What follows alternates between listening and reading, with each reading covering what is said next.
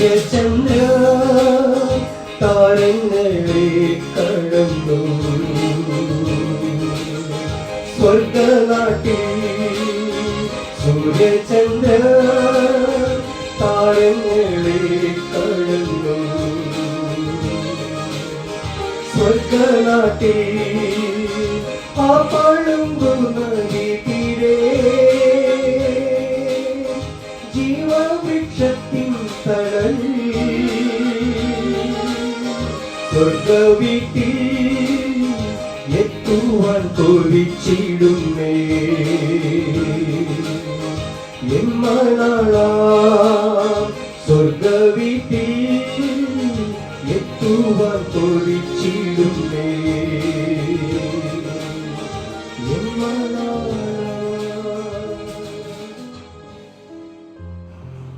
ദൈവനാമത്തിന് മഹത്വമുണ്ടാകട്ടെ. ഇന്നത്തെ പ്രഭാത ധ്യാനത്തിനായി 34 സങ്കീർത്തനം 21 വാക്യം. അനർത്ഥം ദുഷ്ടനെ കൊല്ലുന്നു, നീതിമാനെ പകയ്ക്കുന്നവർ ശിക്ഷ അനുഭവിക്കും. ദുഷ്ടതയുടെയും നീതിമാന്മാരോടുള്ള വെറുപ്പിൻ്റെയും അനന്തരഫലങ്ങളെക്കുറിച്ച് ഈ വാക്യത്തിൽ പ്രതിപാദിക്കുന്നു.